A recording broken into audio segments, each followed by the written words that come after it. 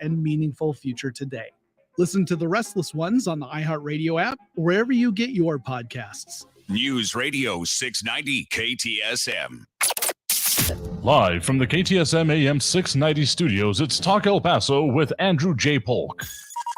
Be a part of the show by calling 915-544-KTSM, 915-544-5876, or comment online on our stream at facebook.com/Talk El Paso. It's 4 p.m. Mountain Time, and that means it's time to talk El Paso with Andrew J. Polk. Thank you all so very much for joining us here for Talk El Paso, airing live on News Radio 690 KTSM. I'm your host, Andrew J. Polk. Thanks for tuning in, however you may be doing so, be it on air, online, live streaming through the free and reliable iHeartRadio app, or joining us over on the various social media pages we're up on these days, facebook.com/Talk El Paso, the Talk El Paso channel over on YouTube, Twitter at Talk El Paso, or twitch.tv, Andrew J. Polk. We got a lot of ways for you to tune in, chime in, participate in the show. Again, always comments over on those social media. A lot of people chiming in and dropping those likes already. We do appreciate Monica Cervantes, Flaco Jimenez, and Robbie Flores. Plus, comments can come over there as well. And we're just going to be dedicating these whole 2 hours talking about Johnny Depp and Amber Heard. No, we're not. I know that is everything everywhere otherwise, but we're going to keep doing what we do here best on this program, and that's talking about the things that affect us here in the borderland. And sure, there may be some nebulous things, precedent, kind of, maybe not really. It's been one hell of a sideshow. I've expended a decent amount of energy on my own just ignoring that, because sure, the major headlines of how it progressed is fascinating and all. We got real stuff to talk about. We're going to keep doing that as we always do. So a couple things going on here in the region right now. Large fire report up in Doña Ana. Not clear if that was a wildfire yet, but we, of course, still have those lingering concerns from the land of enchantment on what's going on with all of those fires. But also a strange incident involving ports of entry and someone trying to take a CBP officer's gun recently. And, of course, Texas Governor Greg Abbott. Now, Monica Cervantes saying I had her for a second. Again, everyone else is doing it, but we stick with what we got here on this program because, again, important stuff to talk about, including Texas Governor Greg Abbott calling both for a special session and a review of school safety. So there's a lot of conversations going to be going on with that, absolutely. Plus, we're going to be visiting with our news partners today from KFOX 14 on their recent investigative work of Stephanie Seifert, as we do most Wednesdays, talking about development on, let's just call it, either end of the county and what that might mean for the larger borderland region. So stay tuned for that here. So again, comments over on social media, as Monica was just so delightfully displaying. Plus a whole lot more. We'll get into those calls a little bit later in the program, as of course we do. Even some more Supreme Court potential cases affecting issues around here, and even more focus on BORTAC and just all these border issues. So diving into all of that here. So let's go straight in with, again, that Texas special session that is very possibly going down in short order. The exact timeline of it is not quite clear yet, but, well, the release out from the governor's office as of this morning. Just reading you the headline here. Governor Abbott requests special legislative committees to provide solutions to protect all Texans following shooting at Robb Elementary School. So, okay, not technically quite a special session, but this kind of feels like it's going to be in short order going towards that, because of the just committees and then looking towards, well, potentially, next year. Wonder if that's going to be considered enough, particularly when it comes to school safety. So, specifically, Governor Greg Abbott sent a joint letter to Lieutenant Governor Dan Patrick and Speaker Dade Phelan requesting the Texas legislative leaders convene special legislative committees following last week's tragic shooting at Robb Elementary School in Uvalde. Specifically quoting from the governor here, as Texans mourn the tragedy that occurred at Robb Elementary School in Uvalde last week, we as a state must reassess the twin issues of school safety and mass violence. As leaders, we must come together at this time to provide solutions to protect all Texans. Accordingly, I hereby request that each of you convene a special legislative committee. Look forward to working with you and both on this important mission to make Texas safer, and I stand ready to provide any and all support. RJ saying end of the county, is that like the end of the border? Okay, I guess I think of El Paso kind of along the lines of I-10. You got your east end of it and you got your west end of it. So sure, either ends of the county. At the very least, that's the way I've often had to traverse it here. There have been certain points at times, particularly during like not even college, but high school football season, when I would have to go out to a game in, say, Cañutillo, and then one out in, just not quite Fort Stockton, but felt like it. So I think of it as, the ends of the county. If you're not quite following me on there, I do apologize for it. But so if you're going all the way from Horizon City to, again, you may feel like you're headed to the end of the earth here, but that's the way I think of it anyway. But again, a lot more to get into here. So again, this not strictly a special legislative session, but it certainly feels like one is brewing out of this. Because if this is just going to be recommendations, thing to be implemented, I got to wonder if, again, as we are in a different campaign mode, I mean, Abbott's already been in one before this point since he did not have any runoff challengers, handily winning his primary re-election, allowing him to continue on, of course, to the ballot that is coming up in November. That, of course, does include his major Democratic challenger, Robert Francis Beto O'Rourke, in which this has more than a little bit been drawn as a line. Of course, we had that incident last week surrounding the news conferences on this that has become quite the lightning rod issue for a lot out there, for or against, depending on who you talk about. So I would fully expect, I mean, if you want to say something that is clearly, we are working on this issue, we are doing something about it, and we are making progress on it, especially, it's harder to put something more impressive as an exclamation point on the effort than a special legislative session, though you got to hope. I mean, the dog catching the car kind of mentality comes along with it. If you actually get to where you want, what happens with the rest of the efforts? Let's come up in some other ways, but if it happens and if you get the session and nothing substantive comes out of that, I mean, it's still a little politically fraught here, but I don't think just the political calculations are majorly at play here. At least I hope not, because there are some very serious issues, as there's, of course, been a more analysis that has been coming out about the entire Uvalde situation, the minute-by-minute progression. Of course, the news coming out yesterday towards the end of our show that the door that as much as getting pointed as the serious contributor to the whole situation was reclosed but did not lock properly. Funding, I think, is definitely going to be needing to be discussed in any circumstance. Now, I think the real question remains, how will funding actually be assigned and or placed? Because there's a couple of ways you could look at it, either in school hardening that has been much talked about, improving facilities, or even into local police departments. Because, as much as there has been the return of the debate of the good guy with a gun mentality back and forth in the larger public sphere, one interesting argument that has come to me that I am more than interested in talking further about is the idea of lack of funding for departments and training contributing to, future situations like this. But that's just a little bit of what we're going to be talking about here today. Again, we're also going to be visiting after this first break of the hour with our news partners over there at KFOX 14.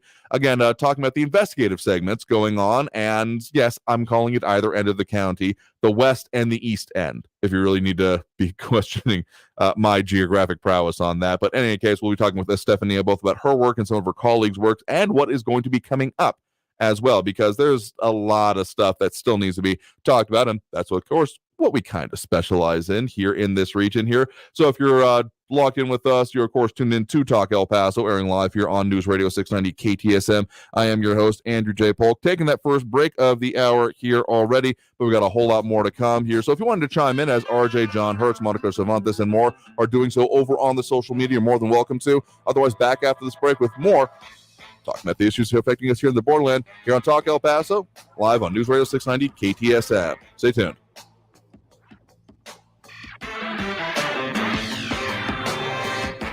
It is that time of the day when you might be wondering, okay, what's dinner going to look like? If you haven't already planned something out, good luck and Godspeed. But again, let me give you a tip that can help make it simpler for you. All the great selection of extra virgin olive oils, flavored olive oils, and balsamic vinegars from Enhanced Flavors, because you have these in your pantry and you're already halfway to a delicious, satisfying meal, because really the ingredients are what help make it. And you can take some of the most basic things, like you got some chicken breasts in there, you got some ground beef, you got some basic proteins and things to make it into a, nutritious meal. This will make it into a satisfying one by adding that kick of flavor and really helping to spice up your life.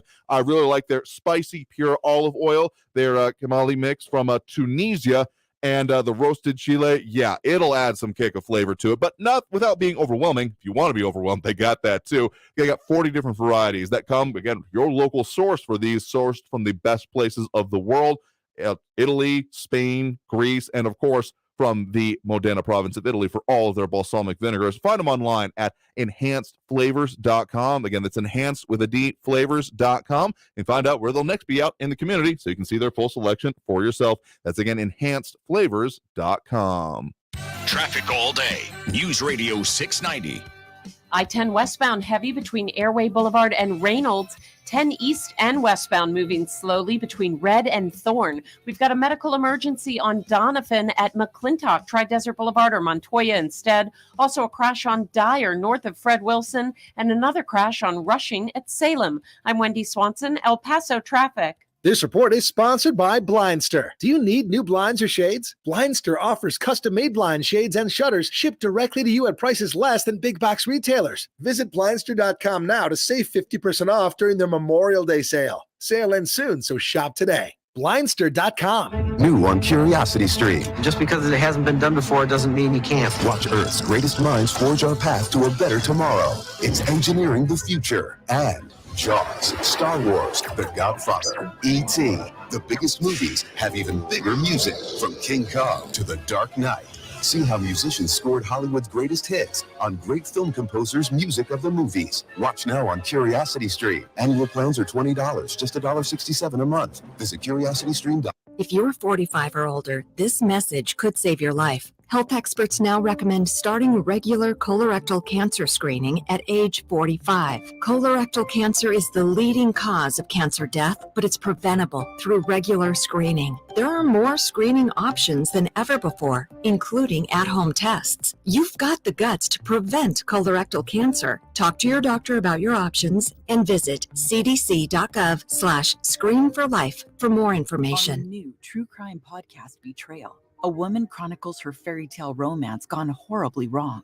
Her husband's secret life destroyed their marriage, shook their community, and ultimately sent him to prison.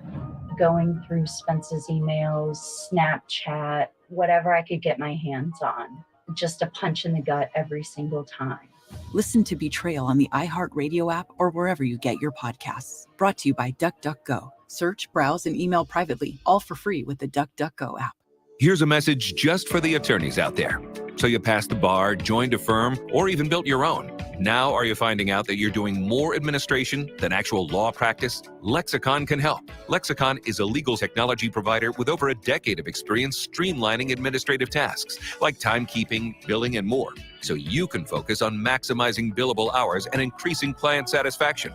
Call 855-4-LEXICON or visit lexiconservices.com/go to learn more. Teens in foster care will love you, even if you don't know the lingo. Dad bod, noun. The result of the occasional donut, always washed down with confidence. Brought to you by the U.S. Department of Health and Human Services, Adopt U.S. Kids, and the Ad Council. Visit adoptuskids.org. News Radio 690 KTSM El Paso. Live from the KTSM AM 690 studios, it's Talk El Paso with Andrew J. Polk. To be a part of the show, follow on Facebook at facebook.com/Talk El Paso. Now here's your host, Andrew J. Polk.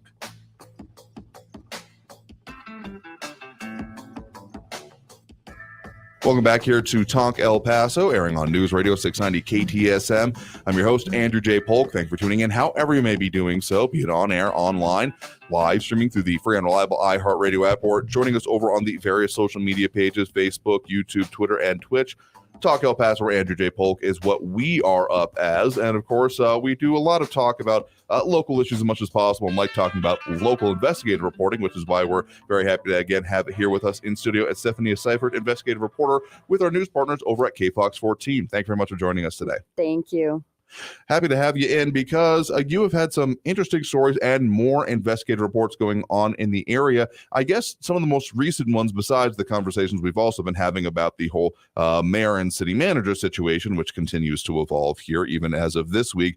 But specifically, you got a couple special reports. Again, the one we talked with you about last week on the ghost lot development out in the far reaches of El Paso County that has the potential, I mean, for literal decades, they've sat fallow and not really an issue, but now more recently it might actually become somewhat of a stymie to El Paso's continued development, or the region's continued kind of almost eastward expansion. Right. So this one, I started looking into this one because your callers actually were the ones who brought it up. Initially, when I was looking into the water situation in the colonias and what the county was going to do about the ARPA funds and using part of that to help install the water infrastructure that's needed in some of those areas, kind of shifted gears to this particular angle of the story, which is the ghost lots, which decades and decades of abandoned land, which is also like thousands of owners and acres that are just out there. No one really knows what the deal is out there. And that's why for so many years, lawmakers in El Paso have tried to do something about it, to pass a bill to give maybe the county some sort of power to go in and do something about this land, especially because a lot of these owners are now people who maybe their grandparents bought this land or their parents, and they've been handed this property down and they don't really know what to do about it, but they're still paying the property taxes for it.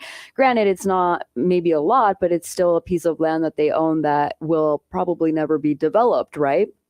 So I went back to the county to see if there has been any progress on this, and it turns out there has been progress on these ghost lots, and there is a little bit of hope for people who do own some of this property out in the county.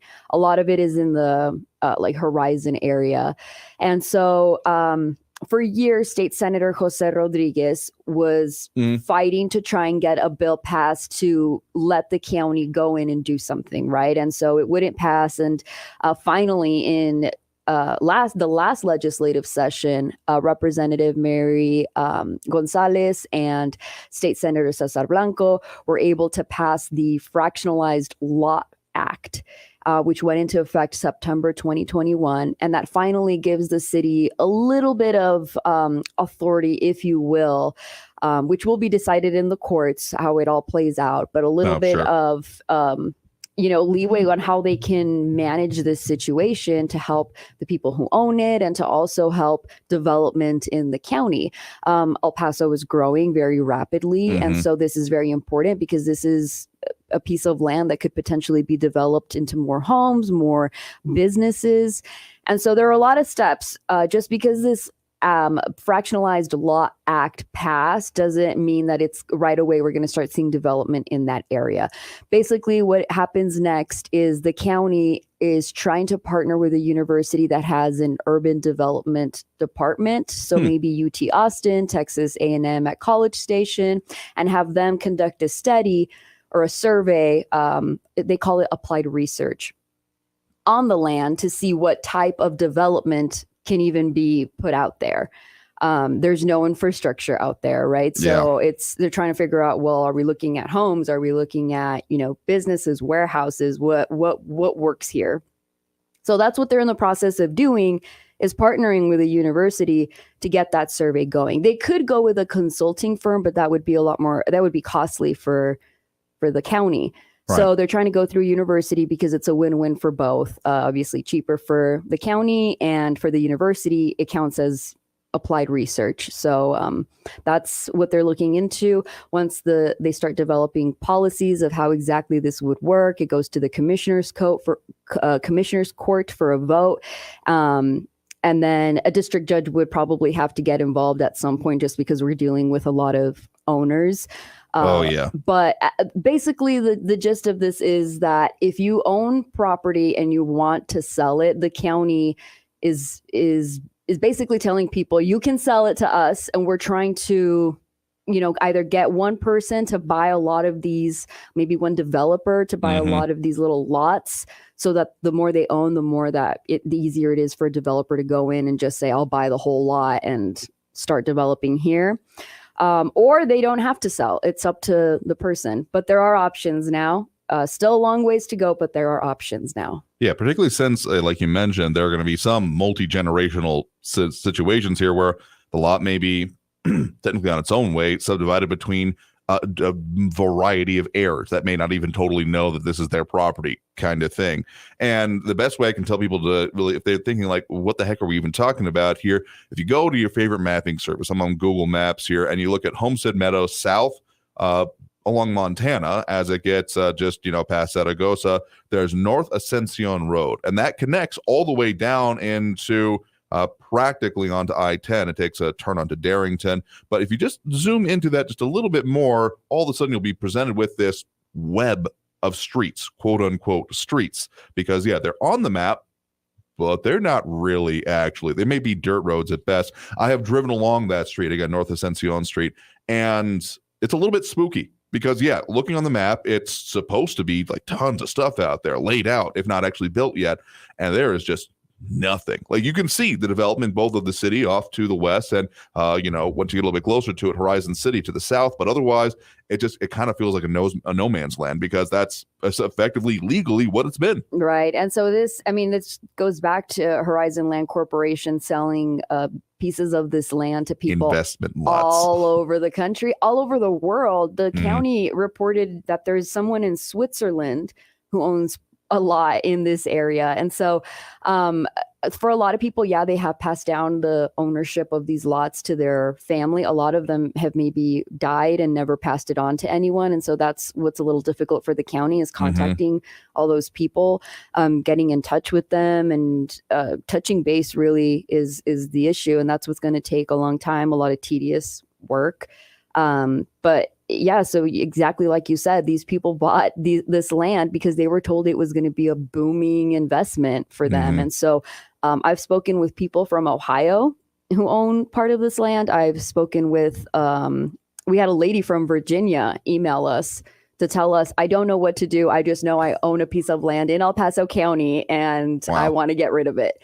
And that's why I started looking into, what is the status of this? Where did this leave off? Because I think the last time KFOX looked into this was about 5 years ago, and the bill didn't pass at the time. And so they were still trying to figure out, I guess we're going to have to resubmit or redo something here to try and get another bill to pass. And so it looks like that finally happened. Now there's a lot of work ahead.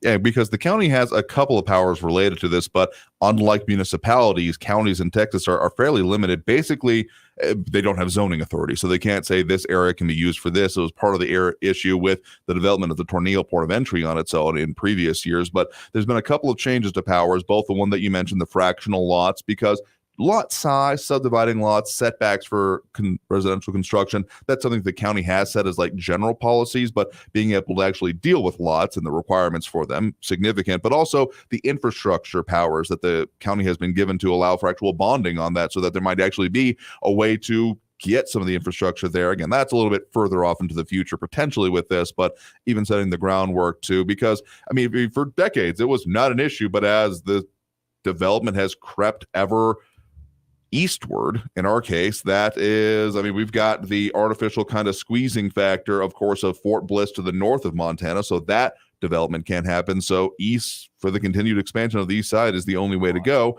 and it's gonna pretty quickly. I think already when you're talking about like Pebble Hills is starting to run into these ghost lots. Right.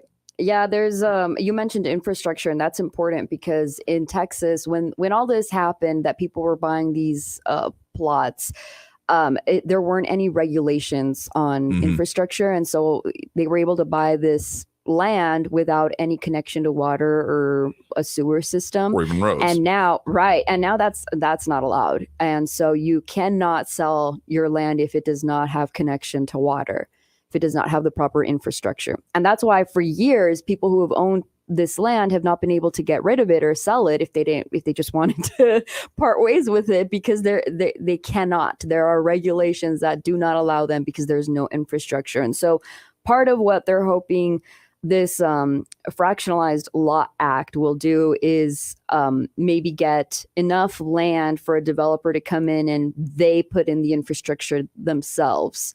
They build it up, and there could be also ways where, because if there are people who do not want to sell it, and because there is the potential for development down the line, that they would be getting a percentage of whatever does get developed there, or whatever investment does go into that land down the line. So there's a lot that's still to come on this topic.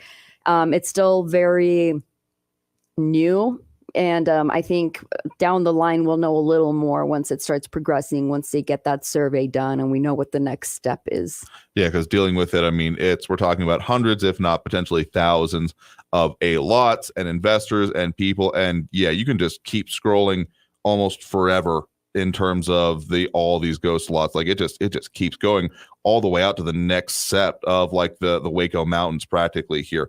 So again, if you're just joining us, guest right now is Stephanie Seifert, an investigative reporter with our news partners at KFOX 14. You want to find out anything about her work, the investigations that she has done, and upcoming ones as well as previous, you can find them under the KFOX 14 Investigates tab at kfoxtv.com and of course on social media. One final point I wanted to get to here is that other special reports are of course coming out and kind of switching to the opposite side of the county. One of your fellow reporters doing one about Santa Teresa, New Mexico. Of course, I've talked about this a lot in my own reporting and in previous times about current development here, but this look at it right now, and that's the nearshoring, the wanting to change supply lines, all of that is really coming to a head in Santa Teresa. Right. So John Purvis, he had a special report on the expansion of Santa Teresa, basically how it's becoming a booming area for industrial, maybe warehouses, companies, whatever it may be. A lot of these companies are coming in from out of the country, Turkey, Germany, Switzerland, a whole lot more. And so he looked into the expansion of that, how many of these, warehouses or facilities, companies are going into Santa Teresa and building. So there is so much growth happening in Santa Teresa. And he really, he took a deep dive into all of the companies that are currently there and the ones that are in the process of building in that area. I mean, you mentioned that you had also done a lot of stories in that area. I mean, this was years ago, so that was already in sight. Just even a few years back, that there was that, something's here. It's just untapped potential. Yeah, the lack of understanding, I think, out of town was what really changed it.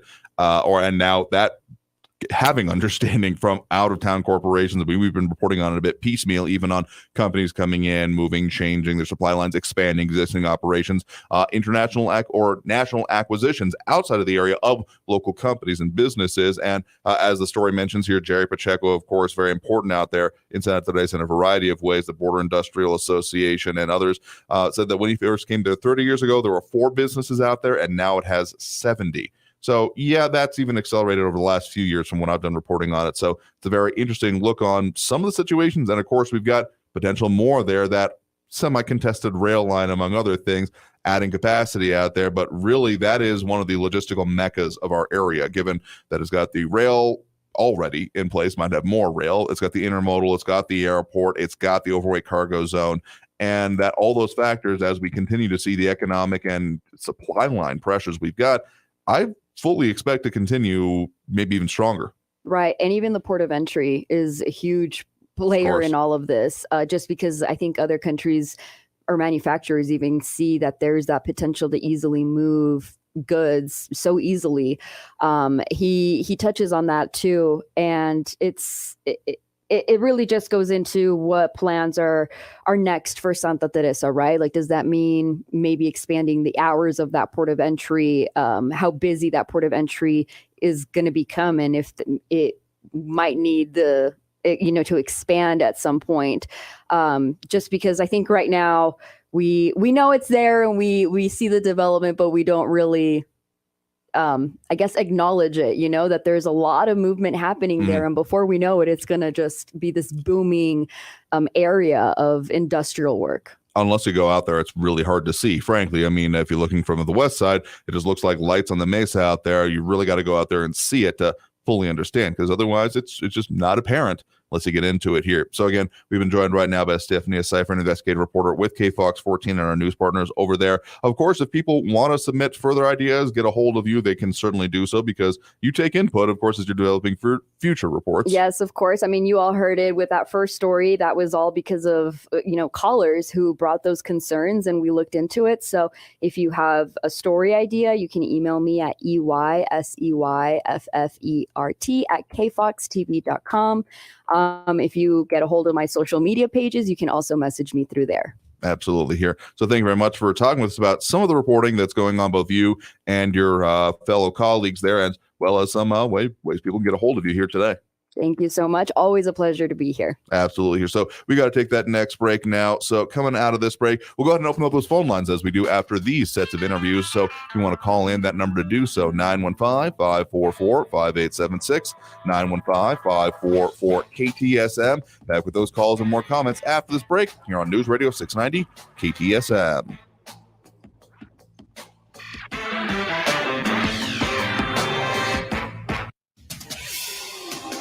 El Paso's News Radio 690 KTSM.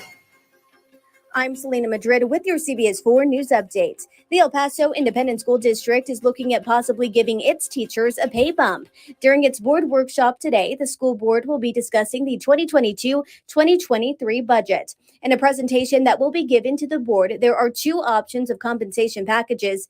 Both would increase teacher salaries by 5%, bringing the starting pay of teachers at EPISD to just over $56,500. EPISD is currently the lowest paying district. Back in April, the EPISD board approved a $2,000 stipend. The stipend was in an effort to retain its teachers. A possible vote could come later this month. Meanwhile, the Canutillo Independent School District is about to pay all of its employees a little more this upcoming school year. The Board of Trustees approved a 3% increase in general pay. The compensation plan was approved yesterday. I'm Selena Madrid with your CBS 4 News Update. News Radio 690. Traffic all day.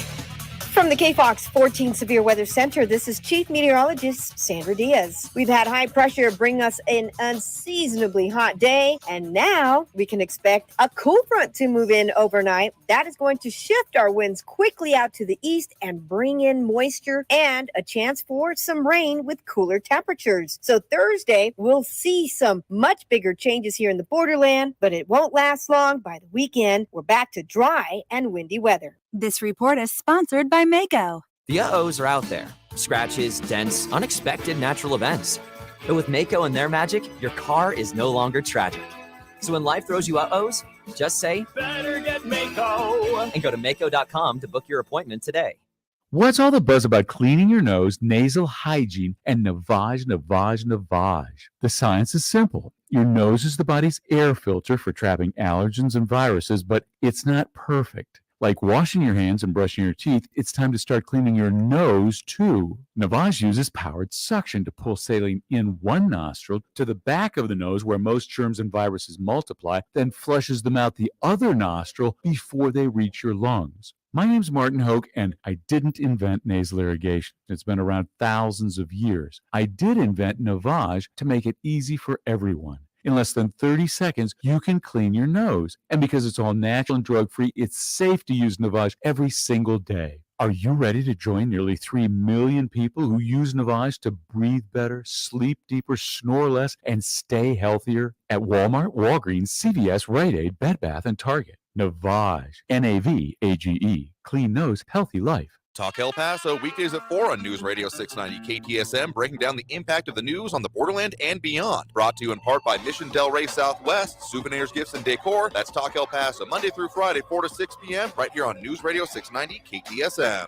Do you need new blinds or shades? Blindster offers custom-made blinds, shades, and shutters shipped directly to you at prices less than big box retailers. Visit Blindster.com now to save 50% off during the Memorial Day sale. Sale ends soon, so shop today. Blindster.com. This report is sponsored by Blindster.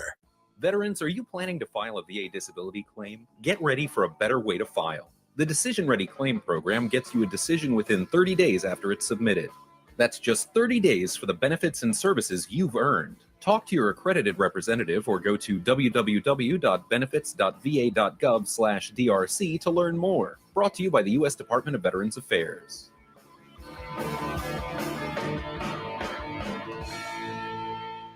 El Paso's News Radio 690 KTSM. Live from the KTSM AM 690 studios, it's Talk El Paso with Andrew J. Polk. To be a part of the show, call 915-544-KTSM or follow on Facebook at facebook.com/Talk El Paso. Now here's your host, Andrew J. Polk. Thank you all so very much for joining us here for Talk El Paso, airing live on News Radio 690 KTSM. I'm your host, Andrew J. Polk. Thank you for tuning in, however you may be doing so. A lot of ways to chime in on the show, as we are, of course, live streaming on air online through the free and reliable iHeartRadio app and over on our various social media pages, facebook.com/Talk El Paso, the Talk El Paso channel over on YouTube, Twitter @Talk El Paso, or twitch.tv, Andrew J. Polk. You can also comment through most of those, particularly if you're over on most of those pages. But if you want to look for over on Twitter, you can leave us the live stream messages there as well. So, again, a lot of ways to get us to leave those messages. Do what suits you best. And a lot of comments coming in during that recent interview. Again, thanks to Estefania and our news partners over there at KFOX 14. John Brazelton saying, in regards to the county development, don't let El Paso County issue bond debt, put the city and county's debt together, and the taxpayers owe billions of dollars of debt that they can never be paid off here. Also, Steve Ivey chiming in there.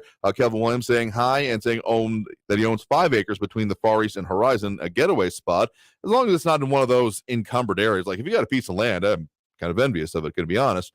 But yeah, those phantom lots, just go to Google and just try to zoom in on what is essentially in between Horizon City and, again, Homestead Meadows South is really the part of it, but Montana, easier way to put it. Ed Clore mentioning eminent domain as a potential solution. Yes and no. Yes, in that eminent domain is a power available, but no in that there's no real municipality out there, and it's not something a county, again, there's some authority that they've had now of increasing, again, bond letting, as John was referencing there, but okay, even if there was a clear-cut case of the county able to use eminent domain, which is not as cut and dry as it may be for, say, the city to be able to use, I do believe, but also there's nothing out there. So unless there was a major project coming in, it was going to be really hard to justify in order to, well, we're just trying to clean up the ownership here, so yeah, we're eminent domaining all of this. That would be a legal nightmare, I would have to say. So a lot of commentary coming in on all of these here. Steve Ivey also asking, what happened with the Caseta Bridge and Fabens Road to Nowhere? That would be an interesting one to look into. My very brief search here comes up that it was essentially closed in favor of the Tornillo port of entry. And I know that was a lot of investment area of the county, but also was kind of previously a little bit of its own legal kerfuffle in its own right, in that the county was worried about what would develop around it, but they don't have zoning authority, among other things, or other infrastructure development. This was a partnership to develop the bridge, I think, with a lot of federal funds, but beyond that, not much can be done previously anyway. So just another one of those situations. So thanks for the feedback on those. Also dropping those likes and reacts. We do appreciate Manuel Sanchez, Steve Ivey, Michael Robert Tipton, Robbie Flores, Monica Cervantes, and Flaco Jimenez. Let's get to those phone lines now. I did, of course, I'll have those open as we do after we have a Stephanie on the show. Again, thanks to her. We'll have her more on next week, and be sure to check out the upcoming stories on this and everything else she's got going on. So let's get to those phone lines. 915-544-5876, 544-KTSM. Are just saying, yeah, real hit and miss homer trailer every few lots out there, kind of messy. I don't remember why I took that drive, because I usually go out Montana or out I-10. Don't know why I had to go in between. Oh, I remember why. I had a reason to go and find the justice of the peace for that part of the county, and there's place 1 and place 2. Place 1 is on Montana. Place 2 is down in past Sanelli. So I went to the wrong place and had to go to the other one. That's why I had to do that one day, and boy, is that a weird drive along Ascension. It kind of feels like you are falling off the face of the earth, so you really want to talk about the end of the county there. Robert Haynes also dropping that react. We do appreciate. But again, getting to those phone lines, 915-544-5876, 544-KTSM. First up on the line, we do have Raul in the Northeast here with us. Raul, thanks for joining us. Hey, Andrew, a couple of things. Yesterday, Tony called in and claimed that I was wrong by saying that Jesus, called for, saying when he said, he who lives by the sword dies for the sword, was, I guess, improperly interpreted according to him, because he said, Jesus said it was for personal defense.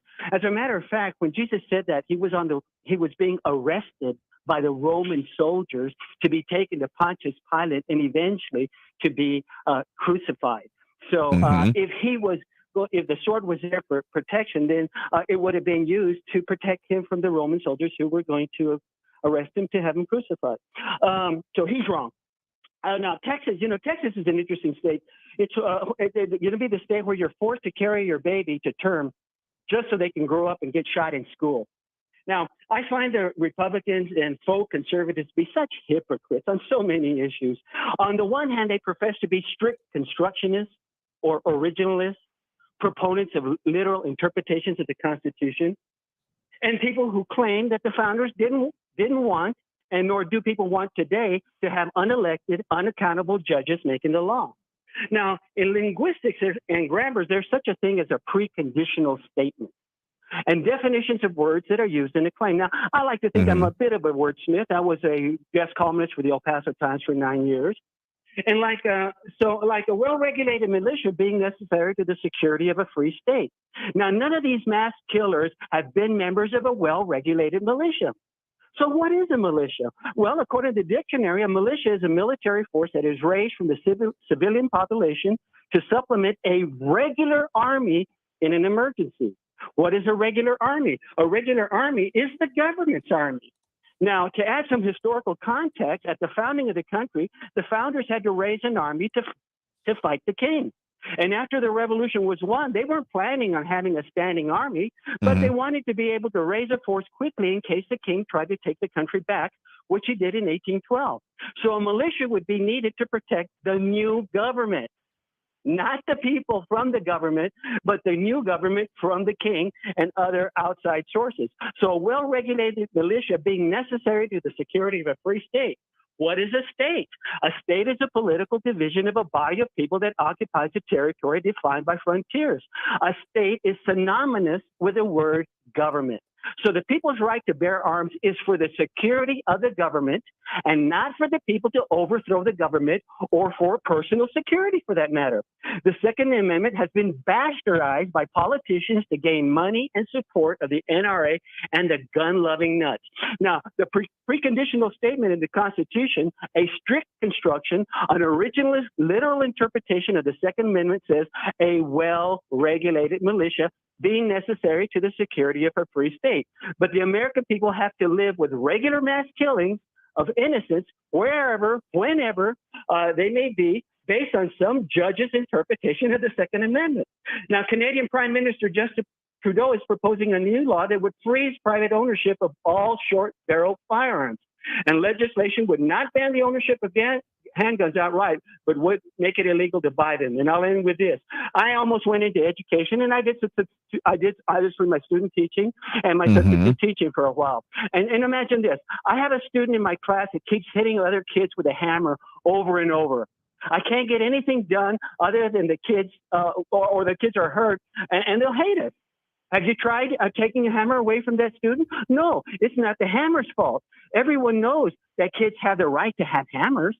Okay, I have heard this argument a bunch of times here, and as much as I'm definitely willing to have some discussion about these general issues, the child is also protected by people outside of this. The child is not solely responsible for their own safety security. Both their parents and society at large are, and that security is provided by them. But what if that child were out in the woods, say, making it into a place where they do not have that provided to them?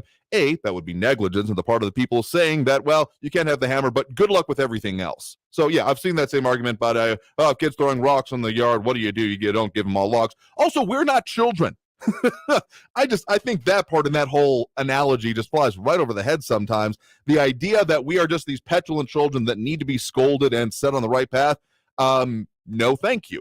I am a consenting adult, willing and able to make my own choices on these things. So I almost, as all of this stuff, find that one of the more, frankly, insulting parts of it. The idea that, well, we're just these little petulant children. Now, to your point about the militia, you provide the dictionary definition there, and that is certainly important. But there's also a legal definition of it here. And this is not even something that is nebulous, because sure, the Second Amendment does make reference to a militia, but there are further definitions within United States law, including what the unorganized militia is, encompassing everyone 17 to 45, as has been previously brought up. And so the militia is not a force, speaking strictly. It is a supplementary, sure, but it also is expected to supply its own arms and training. So the idea that no one should have it until it's called for is literally against the idea of what a militia, both historically and even modernly, is supposed to be.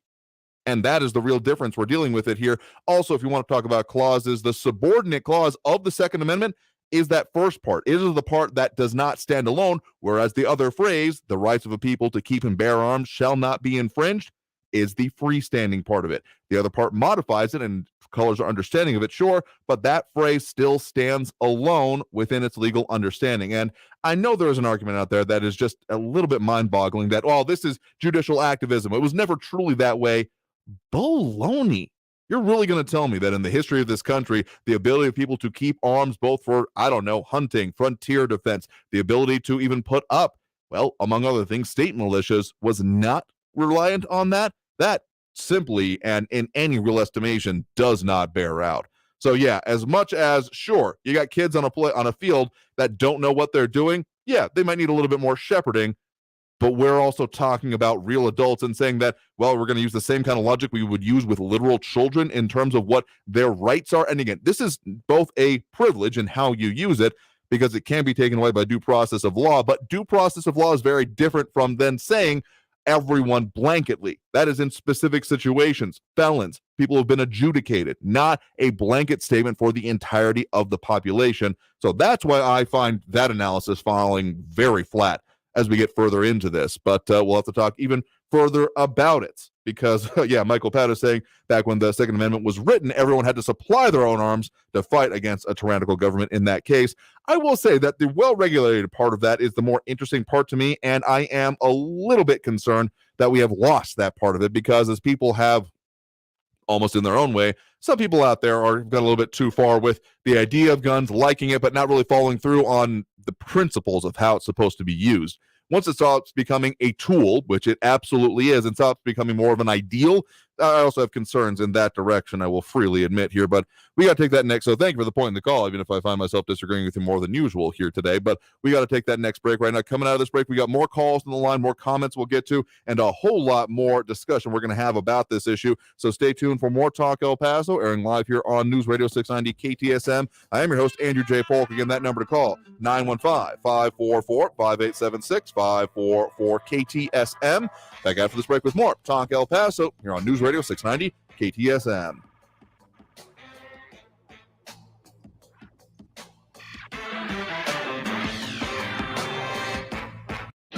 Traffic all day. News Radio 690. Expect slowing on the I-10 eastbound between Piedras and Paisano. 10 westbound also slow between Wrestler and Red. Also a medical emergency on Mesa Street heading northbound at Executive Center, and another one on Wrestler northbound at Red. We have a crash that's just been cleared on Donovan at Country Club. I'm Wendy Swanson, El Paso Traffic. This report is sponsored by Staples Stores. Staples offers tech solutions and accessories for learners, small business, and remote workers, too. Right now, Apple AirPods Pro are only $189. You save $60. In-store only. Offer N64 while supplies last. Limit 2. Explore the latest tech solutions at Staples, the working and learning store. I always wanted to learn Spanish, but I never thought I'd have the time. Then I discovered Babbel. Babbel's lessons are fun. They only take like 10 or 15 minutes, and in 3 weeks, presto, you're speaking another language. Like magic. I love that Babbel's lessons aren't just robots talking. They're voiced by native speakers, so you get the pronunciation just right.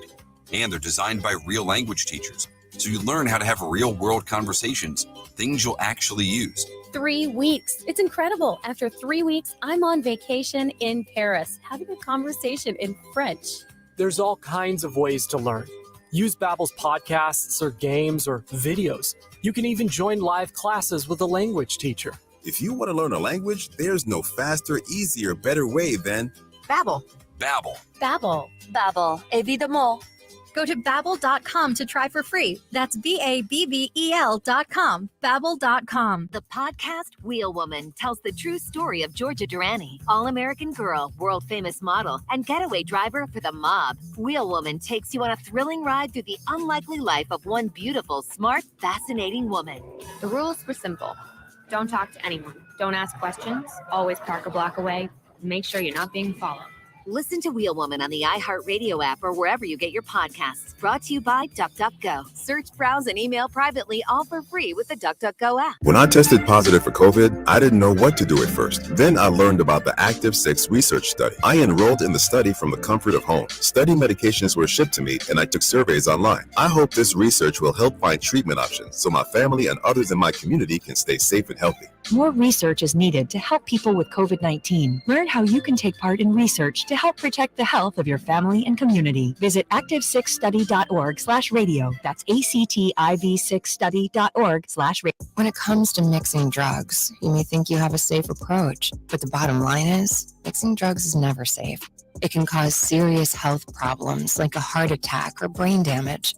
Learn more at cdc.gov/stop-overdose. Do you need new blinds or shades? Blindster offers custom-made blinds, shades, and shutters shipped directly to you at prices less than big box retailers. Visit Blindster.com now to save 50% off during their Memorial Day sale. Sale ends soon, so shop today. Blindster.com. Comfort Keepers Las Cruces is now hiring. Call 575-521-4400. News Radio 690 KTSM. Live from the KTSM AM 690 studios, it's Talk El Paso with Andrew J. Polk. To be a part of the show, call 915-544-KTSM or follow on Facebook at facebook.com/Talk El Paso. Now here's your host, Andrew J. Polk. Thank you all so very much for joining us here for Talk El Paso, airing live on News Radio 690 KTSM. A lot of ways to chime in on the show. A lot of comments coming in, particularly for that last segment here. And we'll get to more of those short segment here. So we're going to get to a quick call on the line here before we hit that top of the hour news break. We do have on the line right now, we do have Andrew on the west side here with us. Andrew, thanks for joining us. Okay, there's a misconception on the part of that Raul fellow. Okay, he, like you said, he gives a Webster dictionary definition of the militia. Okay, the militia is codified under Title 10 USC 311. Okay, and as you stated, both regulated and unregulated militia. Mm-hmm. Yep. And again, well-regulated is the phrase as used in the Constitution. But again, further laws inform the actual implementation of those constitutional amendments here. So, yeah, that using the dictionary definition may be, an interesting argument to make, but not ultimately what has the force of law behind it. Right. Well, actually, under 311, it's organized and unorganized. The unorganized, exactly, like you had stated, individuals 17 to 45. Now, getting to the Second Amendment, a well-regulated militia necessary for the security of a free state, the right of the people to keep and bear arms shall not be infringed. Okay, perfect participle phrase. Neither one modifies the other. They're both are standalone phrases, and the Second Amendment was. It has been adjudicated. I'd rather not adjudicated. It's been ruled as a individual right as set out in District of Columbia versus Heller, 2008, and in 2010 in I forgot, McDonald versus City of Chicago. Yep. McDonald applies to the states. In other words, Heller is applicable to the states vis-a-vis the 14th Amendment. That's what was stated in the McDonald decision. So just to correct people out there, and then what Biden said, well, at the time of the Second Amendment, you could have owned a cannon. Well, yes, you could. You super could, yeah. Back when it was written, back when the Second Amendment was written, there were no laws prohibiting you from owning cannons. And even when it did come into place, privateers existed. So you want to talk about owning a whole damn warship? Yeah, that was privately owned and sanctioned by the U.S. government at that point in time. Yes, and technically, it's legal in some states. You can still own a cannon as long as you don't have the explosive shells in as ordnance. You can have the projectile, but not the explosive part.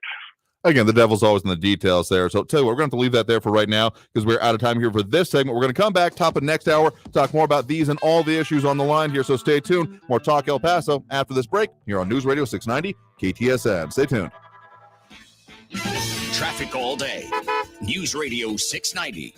We've got a new crash reported on Sun Valley Drive east of Rushing at Mackinac Street. Try Salem or Fairbanks instead. Also a medical emergency in West El Paso. This is on Mesa Street heading northbound at Executive Center. We've got slow traffic on the 10 eastbound between Piedras and Paisano. 10 westbound also slow from Mesa to Thorne. I'm Wendy Swanson. That's traffic. Standing up for what's right. Helping out when things go wrong. News on the hour and the half. Truth. Traffic and weather all day. News Radio 690 is KTSM AM El Paso. Leading the way behind the camera. NBC News Radio, I'm Brian Shook. Johnny Depp says he has his life back after he won his defamation trial against ex-wife Amber Heard. In a statement, Depp added, "The best is yet to come and a new chapter has finally begun." Depp sued Heard for $50 million over an op-ed piece she wrote in the Washington Post about domestic violence. The jury awarded Depp $15 million. Meantime, Amber Heard said she's heartbroken following the verdict. Rebecca Hughes has more. In a statement, Heard said the disappointment she feels today is beyond words. She goes on to say, quote, "It set back the clock to a time when a woman who spoke up and spoke out could be publicly shamed and humiliated," end quote. Heard looked stunned and stared down as the verdict was read in a Virginia courtroom. Texas Governor Greg Abbott is ordering a safety review of all public schools. The governor sent a letter to the Texas School Safety Center director saying it's important for all schools to have a safety plan. The governor wants the center to work with the Texas Education Agency on random school audits to find any weak points. Abbott says last week's shooting at Robb Elementary in Uvalde shows more needs to be done to keep students and staff safe. The White House is again defending the government's response to the national shortage of baby formula. We know directly from companies this is one of the most important areas for action to be taken from the government, and this month we are building on that work. Press Secretary Karine Jean-Pierre told reporters the Biden administration's response started on day one after the recall shutdown of an Abbott Company plant in Michigan in February. Opening arguments are underway inside a Los Angeles County courtroom in a sexual assault lawsuit against comedian Bill Cosby. A 64-year-old woman from Riverside County says Cosby molested her when she was 16 years old. You're listening to the latest from NBC News Radio. With the start of Gay Pride Month, a new poll looks at approval ratings of same-sex marriages. Rory O'Neill reports. Support for same-sex marriage in the U.S. has never been higher. A new Gallup survey shows 71% approve of legal gay marriages. The number is just slightly above last year's levels, but flash back to 1996, the first time Gallup asked the question. Then just 27% supported legalizing the unions. Most people who say they attend church services weekly are still opposed, with only 40% supporting gay marriage. New Jersey's recent COVID surge is leveling off. During a TV appearance today, Governor Phil Murphy said the state's rate of transmission peaked about a week ago and has been coming down daily. However, he added, we still have too high a positivity rate, to be honest. New York Governor Kathy Hochul is responding to Congressman Tom Suozzi's ad that reminds New Yorkers Hochul was endorsed by the National Rifle Association at one point. Scott Pringle reports. Long Island Congressman Tom Suozzi, who is challenging Kathy Hochul for governor, used an old clip of Hochul boasting that she was one of two Democrats at the time who got a National Rifle Association endorsement. This was during Hochul's bid for Congress a decade ago. Guns flooding our streets, losing children, losing parents. And a governor who voted with the NRA in Congress and has done nothing on crime. Hochul tells Fox 5 she grew up in the area of Western New York where gun ownership was common. However, she says since the Sandy Hook Elementary School shooting, she changed her stance and supports sensible gun safety legislation. Jada Pinkett Smith says her husband Will and comedian Chris Rock must reconcile after Smith slapped Rock at the Oscars over a joke about her. On Wednesday's episode of her Facebook series Red Table Talk, Pinkett Smith said her husband and Rock are two intelligent, capable men who have an opportunity to heal and talk this out. Brian Shook, NBC News Radio. This report is sponsored by Blindster. Do you need new blinds or shades? Blindster offers custom-made blinds, shades, and shutters shipped directly to you at prices less than big box retailers. Visit Blindster.com now to save 50% off during their Memorial Day sale. Sale ends soon, so shop today. Blindster.com. As a marketer, you want to reach everyone. Adults, teens, millennials. But it's not like these groups all hang out in the same place, right? Actually wrong. They're all right here, listening to radio commercials just like this one. Radio ads connect with 93% of Americans every week. That's more than Google, more than Facebook, more than TV. In fact, radio reaches 20% more millennials than TV. Want more of the people you want to talk to all in one place? Visit iHeartAdvertising.com and get AM/FM working for you. That's iHeartAdvertising.com. M1EP.com. Superior multifamily property management services citywide. Susan, I'm sorry I'm late. Traffic is terrible. It sure is. But on top of that, gas prices have been skyrocketing. I can't believe how expensive gas has gotten recently. Prices at the pump are up, but I never pay full price for gas anymore. I just use the free Upside app that pays you cash back for every gallon of gas you buy. Wait a minute. Are you saying you actually get paid cash when you buy gas with the Upside app? Yes, I get real cash back every time I buy gas. And does that actually add up to anything? I've made around $200. Wow, that's serious extra cash. I'm downloading the free Upside app now. Download the free Upside app now to earn real cash back every time you buy gas. Use promo code GOLD for a $5 bonus on your first tank. That's promo code GOLD. You can cash out anytime right to your bank account, to PayPal, or an e-gift card for Amazon and other brands. Just download the free Upside app and use promo code GOLD for a $5 bonus on your first tank. That's code GOLD for a $5 bonus. Stay tuned and stay informed with News Radio 690 KTSM, an iHeart radio station. News Radio 690 KTSM El Paso. Live from the KTSM AM 690 studios, it's Talk El Paso with Andrew J. Polk. To be a part of the show, call 915-544-KTSM or follow on Facebook at facebook.com/Talk El Paso. Now here's your host, Andrew J. Polk. Thank you all so very much for joining us here for Talk El Paso, airing live on News Radio 690 KTSM. I'm your host, Andrew J. Polk. Thank you for tuning in, however you may be doing so, be it on air, online, live, streaming through the free and reliable iHeartRadio app, or joining us over on the various social media pages, facebook.com/Talk El Paso, the Talk El Paso channel over on YouTube, Twitter at Talk El Paso, or twitch.tv, Andrew J. Polk. You know, leave your comments over there. That's one of the major, advantages of them here. But any way you want to. We also, of course, have that phone line open right now. That, of course, phone number 915-544-5876, 544-KTSM. If you're wanting to get on the line here, line's open right now through the end of the show. We'll keep talking about all of this. So, a lot of comments coming in as well. RJ, Kathy Codry, Flaco Jimenez, Eric von Holstein.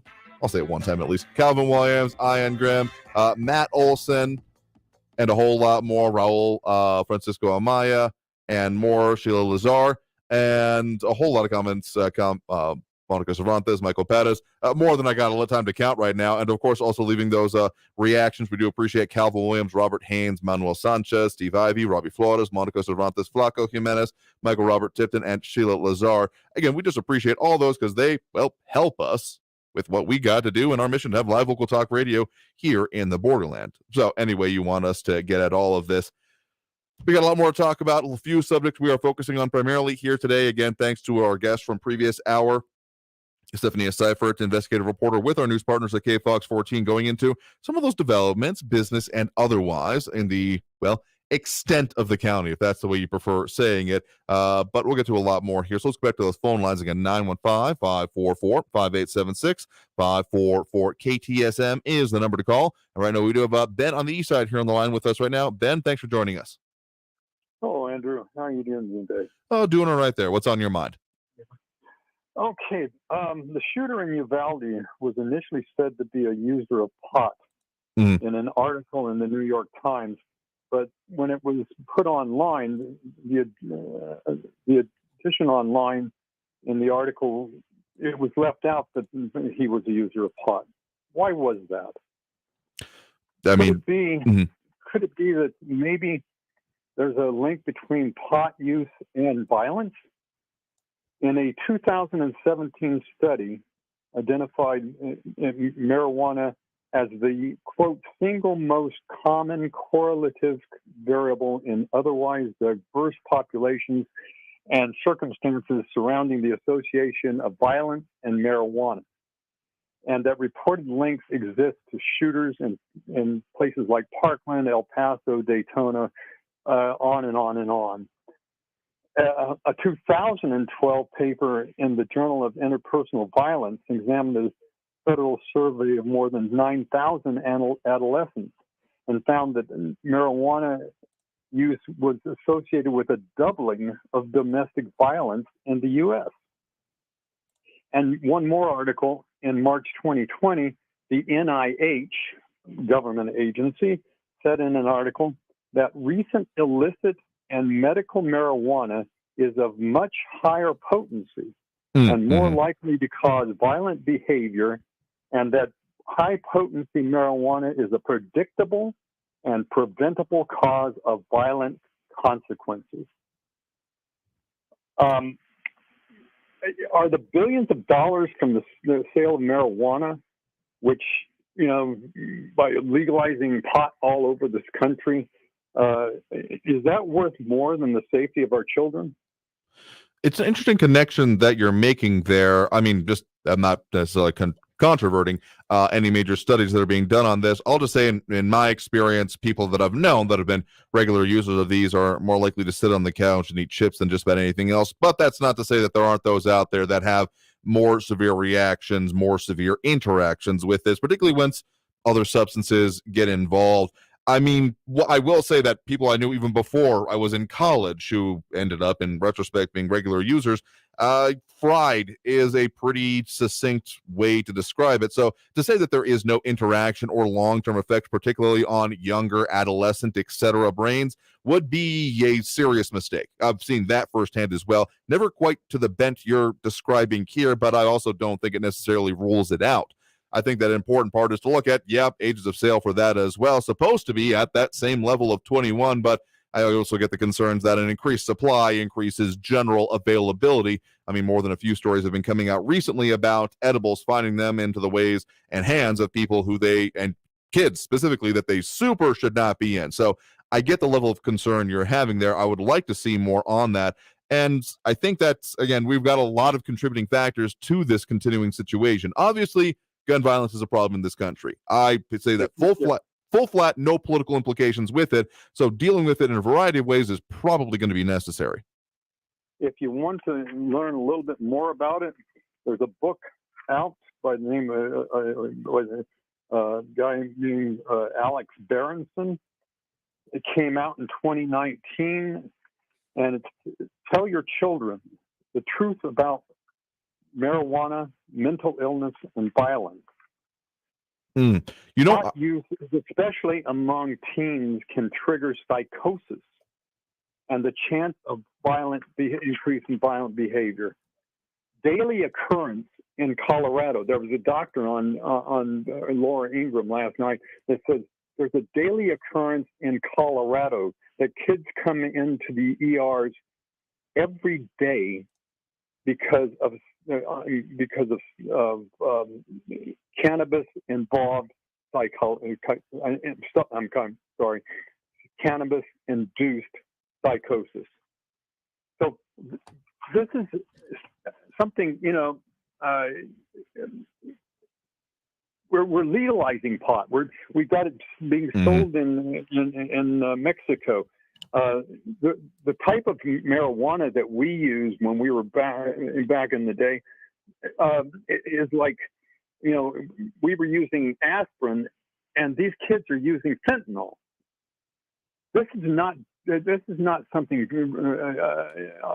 that has got to be looked at. And if you want to find out a reason for maybe some of the violence and everything that's starting to occur and is probably going to keep on and getting worse because of lockdowns, the children being isolated, they're having to look at things online about violent video games, things of this sort. We're going to find a lot more of this, unfortunately. And so we've got to take a real strong look at what is causing this. And the billions of dollars, I don't think is going to be worth the seeds we're sowing. I've actually got to see, not on this subject, but actually Alex Berenson talk when I was out at CPAC last year. It was interesting. I have not followed him on this particular issue, more on his recent coverage of COVID-19 and related issues. But that's an interesting one. I'll have to look into his publication on that. But I guess I share your concerns and think that if any amount of legalization is going to continue, as we've continued to see this wave happen across the U.S., that yeah, there definitely needs to be study into it, because generally, more data is a good thing. And if more better policy can come out of it, so much the better.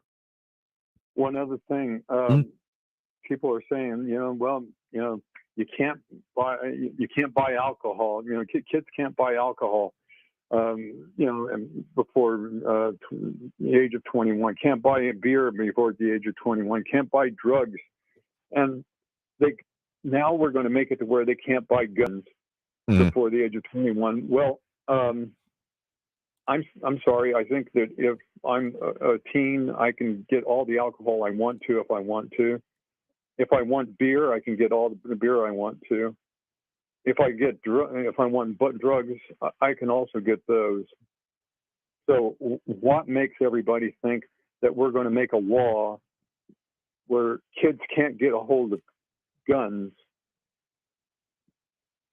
I mean, yeah, I have known plenty of people that, again, have not technically been able to legally access certain substances, and it has definitely happened. So I think that enforcing laws currently on the books, as often comes up, is a pretty good starting point. Once we get the handle on those, maybe we can look at what the actual problems in the enforcement mechanisms are, and if there is actually further law necessary. Because, yeah, the way this is being done and handled right now is not enjoyable as it already is. So to say that let's heap on more that we're not going to adequately enforce, it's going to be its own level of problem. I'll agree with you there. Absolutely. I guess one other thing is that if I'm a shooter, I'm a teen that wants to go out. I'm mad at the world and everything. I got nothing to look forward to. I want to go out someplace where I can be on. I can be real famous and everything. Am I going to go to a gun zone where there's actually guns, or am I going to go to a gun-free zone where I can kill as many people as I want to before somebody kills me? Yeah, We've got to get rid of our gun-free zones. We're just asking for problems. Yeah, I mean, I guess I have a compunction about certain buildings being allowed for anyone. I mean, the place where we have children, among others. I mean, courthouses make a level of sense, but the idea that there's not even then security outside of it, yeah, that falls flat, as we've often seen. Yeah. All right. Anyway, that's all I got today. Thank you. Yeah, sure thing. Thank you for the point in the call. You have a good one there. Have a wonderful. Take care. Yeah, you as God well. bless. Let's do one more quick call before we hit that next break. Again, the number to call, 915-544-5876, 544-KTSN. And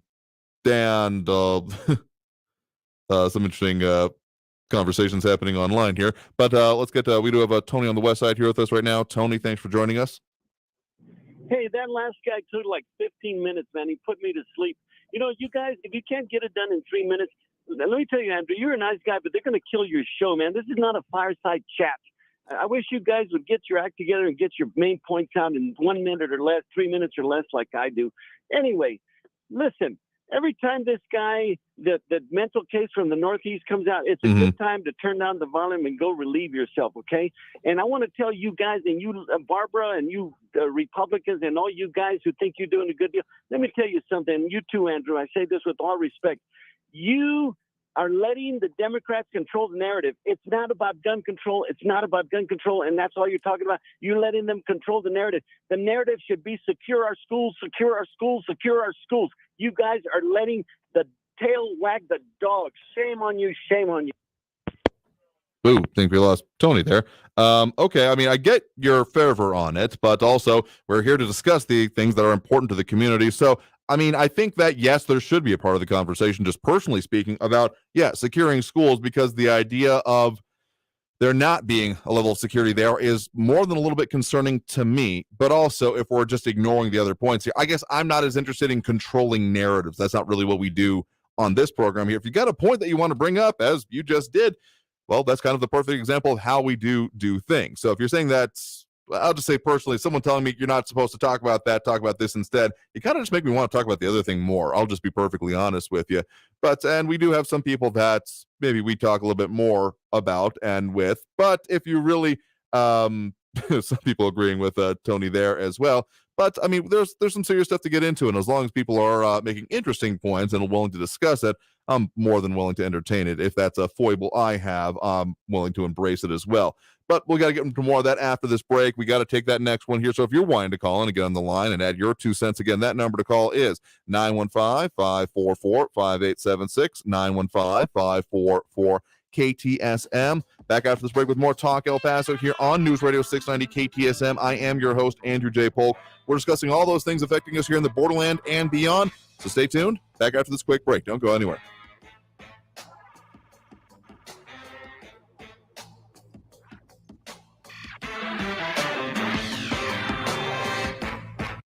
Traffic all day. News Radio 690. I-10 westbound very heavy through the downtown area from Missouri over to Santa Fe. 10 eastbound also slow from Piedras to Geronimo. And we've got a medical emergency on Sun Valley east of Rushing. Watch for another one on Wrestler northbound at Red. Try Belvedere or Mesa Street as your alternate there. I'm Wendy Swanson, El Paso Traffic. This report is sponsored by Blindster. Do you need new blinds or shades? Blindster offers custom-made blinds, shades, and shutters shipped directly to you at prices less than big box retailers. Visit Blindster.com now to save 50% off during their Memorial Day sale. Sale ends soon, so shop today. Blindster.com. On the new true crime podcast Betrayal, a woman chronicles her fairy tale romance gone horribly wrong. Her husband's secret life destroyed their marriage, shook their community, and ultimately sent him to prison. Going through Spence's emails, Snapchat, whatever I could get my hands on. Just a punch in the gut every single time. Listen to Betrayal on the iHeartRadio app or wherever you get your podcasts. Brought to you by DuckDuckGo. Search, browse, and email privately, all for free with the DuckDuckGo app.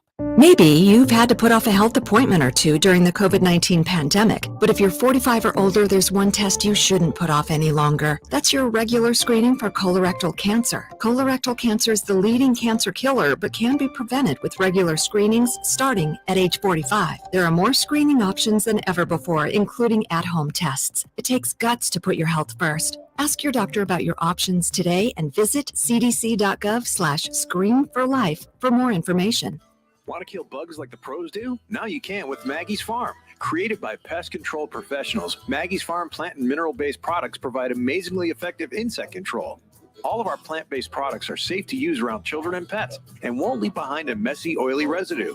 Maggie's Farm. Lethal to bugs, easy on the planet. Now, for a limited time, get a free box of our patented no-spill ant kill bait stations with purchase at greenbugkiller.com. That's greenbugkiller.com.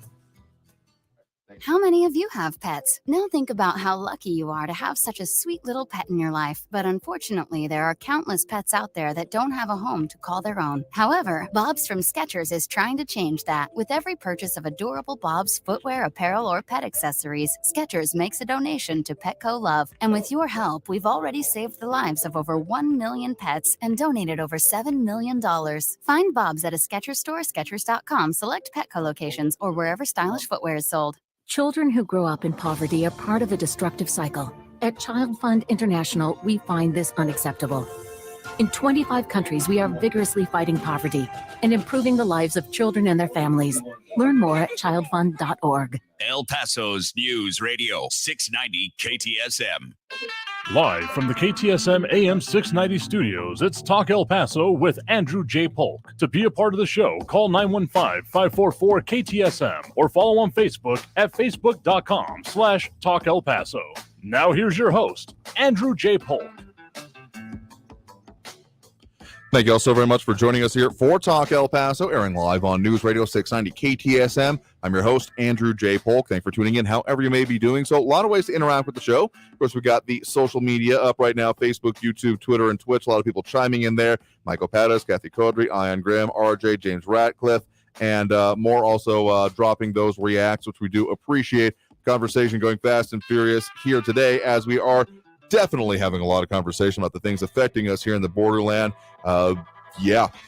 Skeptic Squad out in force today, as usual, primarily from the Facebook page, facebook.com/Talk El Paso. But don't neglect the YouTube as well, for our second most active channel here. And of course, we got that phone line up right now, 915-544-5876, 544 KTSM is the number to call.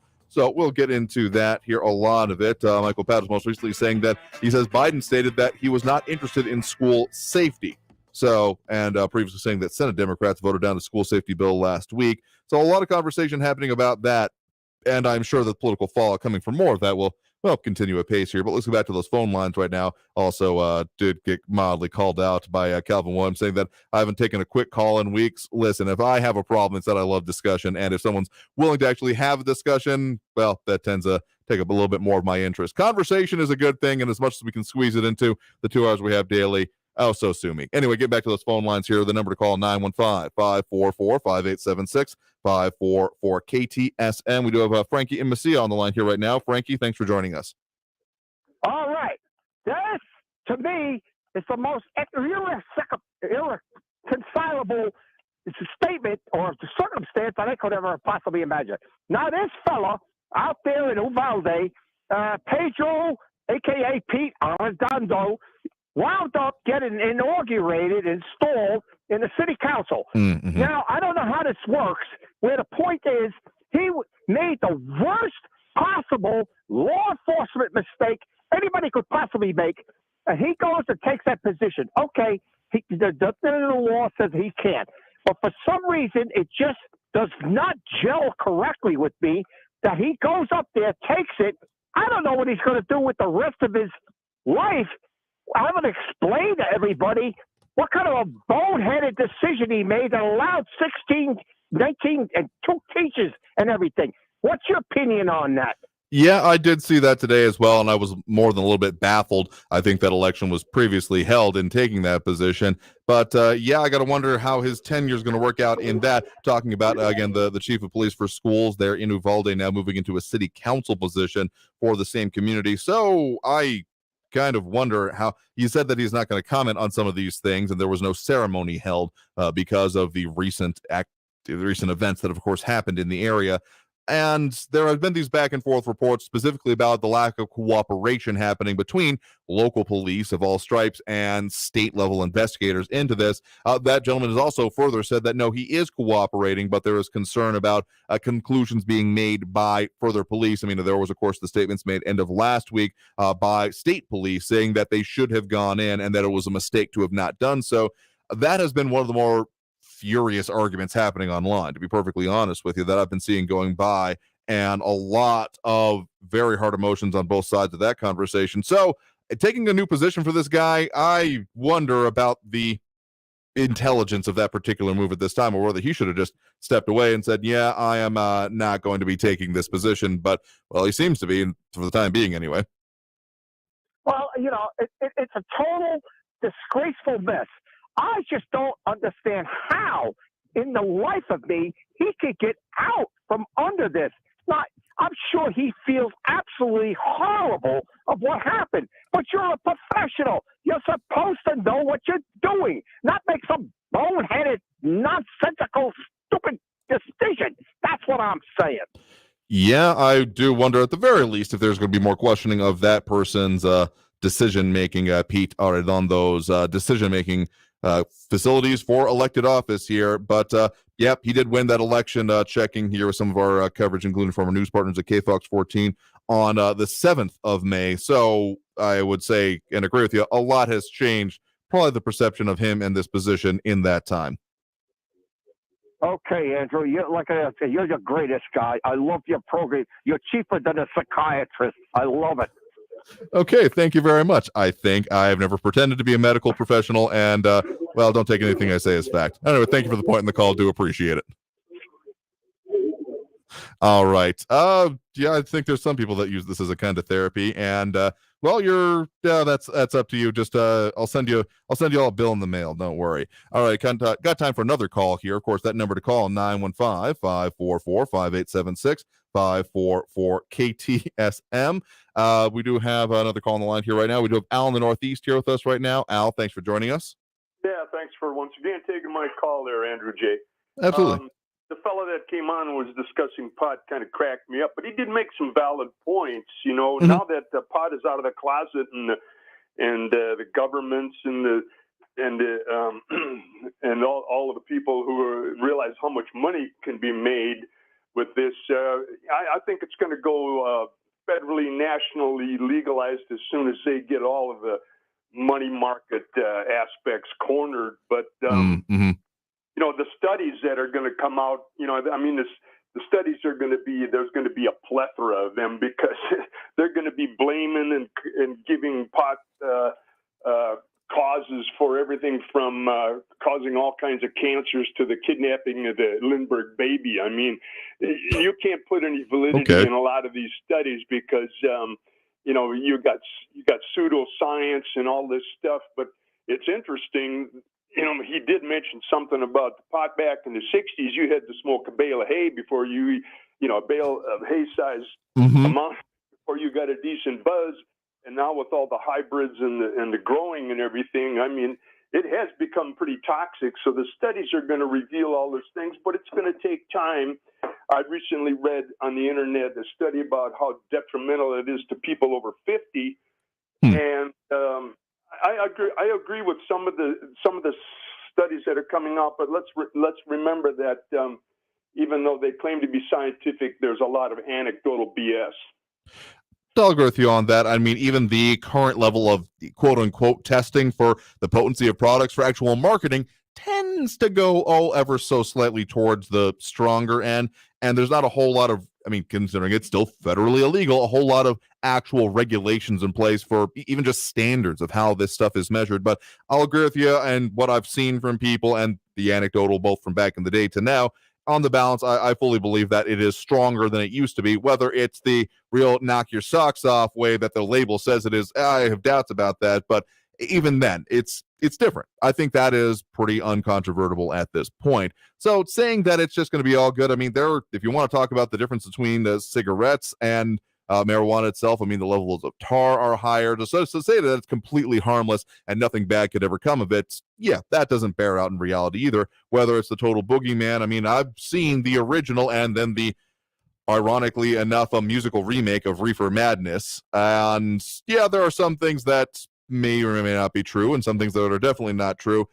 Going into it with open eyes, I think, is the best way it could possibly be done. One thing I will fully agree with you on is the idea that as soon as moneyed interest, I mean, one specific example I can give, that the former Speaker of the House, John Boehner, who had legislated, among other things, against marijuana, has, ever since he's left office, now found himself in the actual business of marijuana retail. So, yeah, I need a good soundbite here of "Show me the money" from Jerry Maguire, because that's definitely what's happening.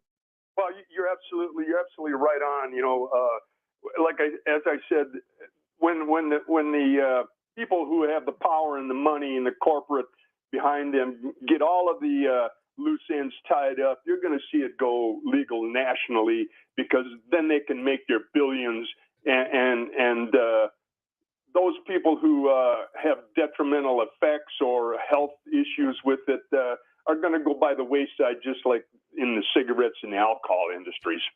I will say this, on the balance between alcohol and marijuana, I've seen less destructive things happen with marijuana than I have with alcohol. But again, that's more anecdotal, so I won't try to pretend it's scientific evidence.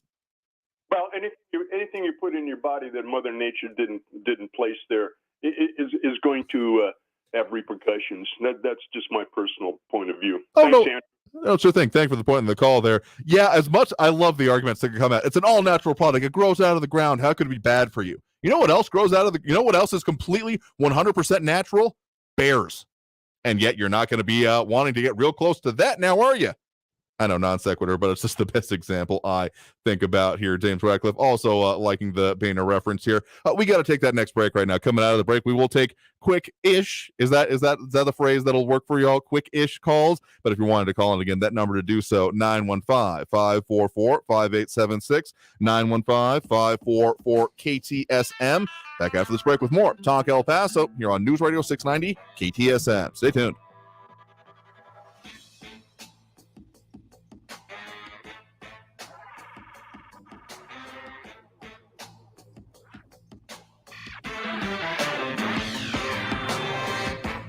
If you're looking to take care of yourself and relax yourself in a definitely legal and more or less all-natural way, given what we've been talking about lately, I definitely still have to recommend the great services from our friends over there at Gentleman's Republic Barber Salon and Med Spa, the official hair and beard sponsor of the show, because, well, we got to keep it looking good, looking clean, and we definitely, well, I need to get out and take care of myself in a lot of ways. Good grooming is one way I do it, and if you want to find them for yourself, you can, of course, find them at 1712 North Mesa, or give them a call at 915-532-3000. That's 915-532-3000, or online at gentsrepublic.com. That's GENTS Republic.com. And they've got a variety of services: expert hair and beard grooming, a whole lot of, well, not quite spa services, but you can get there from here, because they definitely have the things you need to get treated like a king for a day. Full online list of what they've got at gentsrepublic.com.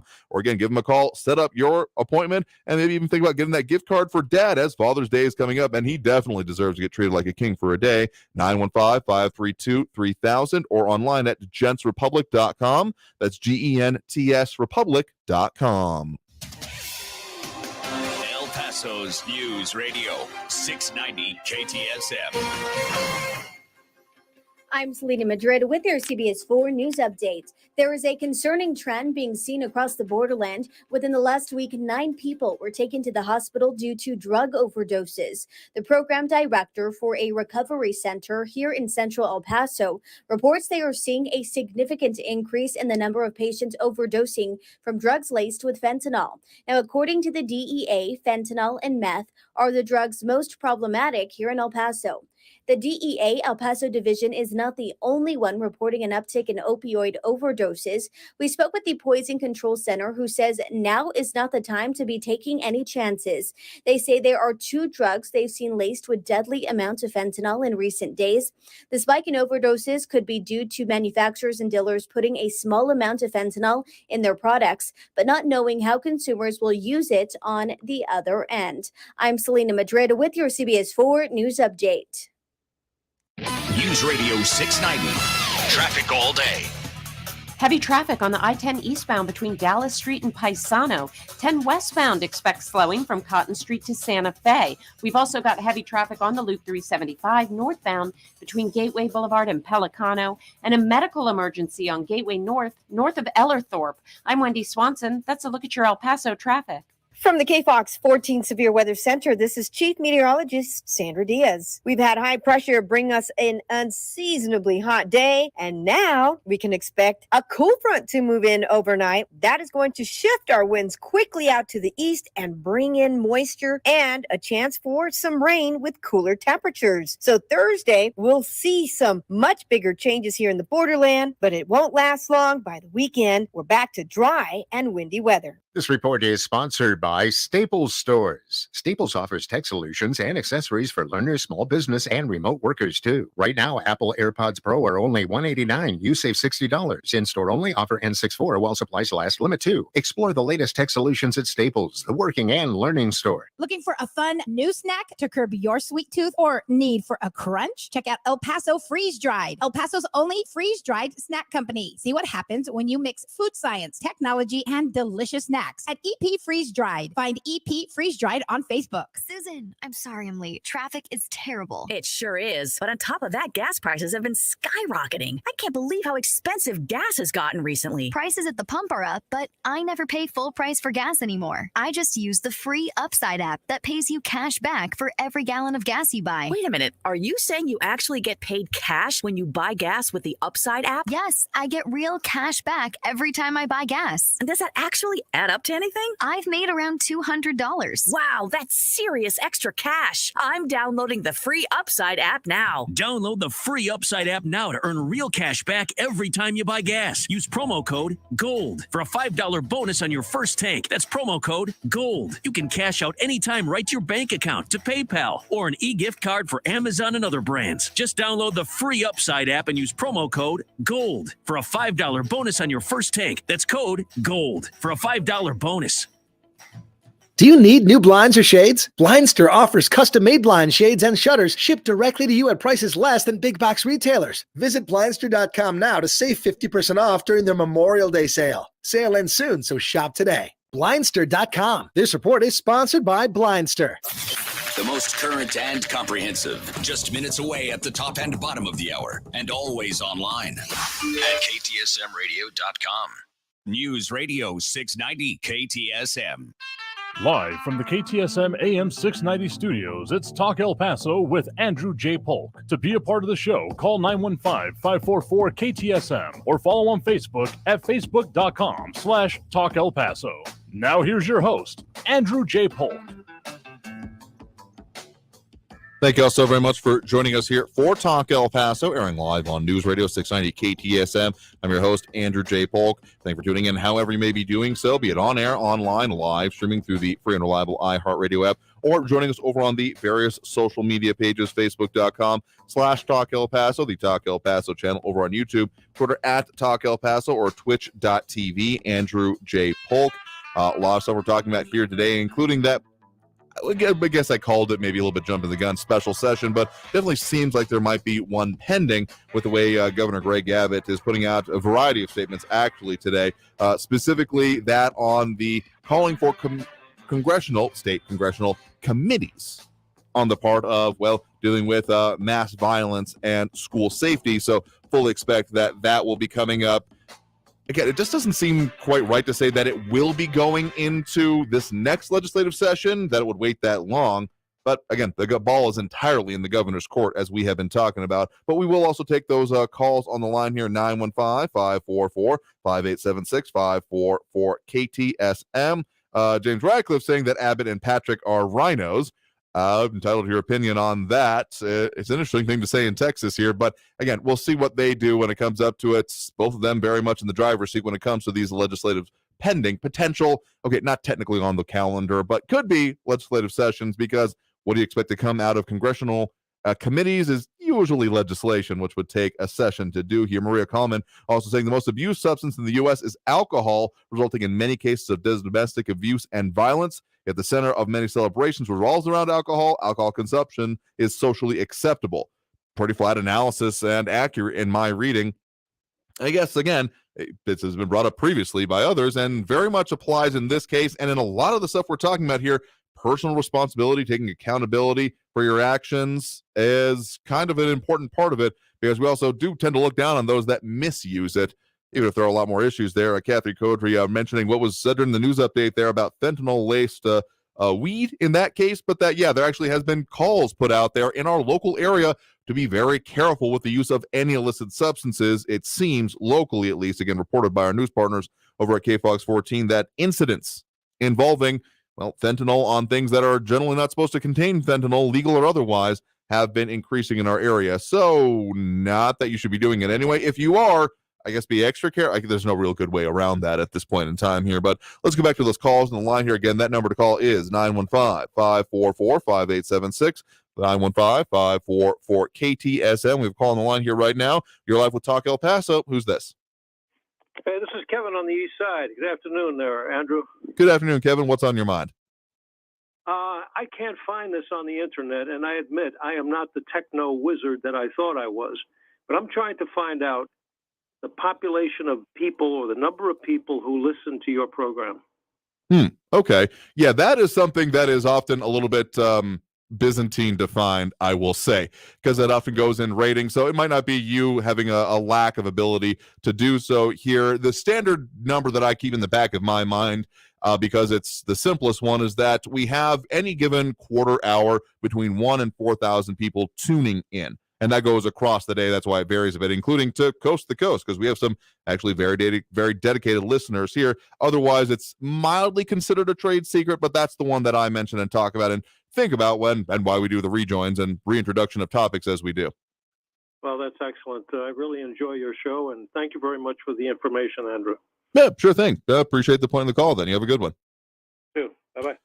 I mean, yeah, ratings are a kind of funny, again, Byzantine thing, not to get too inside baseball here, because, yeah, it's weird. I will freely admit this, but yeah, you can order the reports if you really, really want to, but otherwise, we'll keep doing what we're doing. I'll say that things seem to be improving in general when it comes to those numbers, but I don't want to get myself in too much trouble here by talking out of school. So again, to that point about what might be coming here, just as a reminder, what we have in Texas when it comes to the legislative sessions, we have a every 2-year session that is a mad dash for approximately 6 months. This last couple of years, 2021 specifically, was an anomaly in that there were these multiple special sessions coming on, because usually in most previous years, there might be an odd special session or two. The Wendy Davis session actually comes to mind, making that one more of a symbolic temporary victory that was then put over, dealing with the abortion issue, among other things.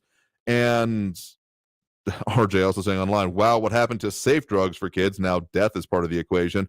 Yeah, I mean, it always kind of was, in that you're taking your life into your hands. Do you really trust what's happening with an otherwise illegal project that the person putting it forth has literally no concern for you? James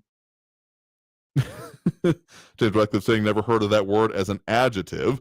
Hope I'm not misspeaking here, but in any case, yeah, when we're dealing with these special sessions, it can be called by the governor at any time, and that's one of the weirder things about Texas, is that the legislature can't call itself into session. It's either at prescribed times or only when the governor calls for it. So that's why I am saying I would put, if I was into betting on politics, which just sounds like such a bad idea, but if I was, I'd put money onto the idea that there will be a special session called before, well, maybe even November.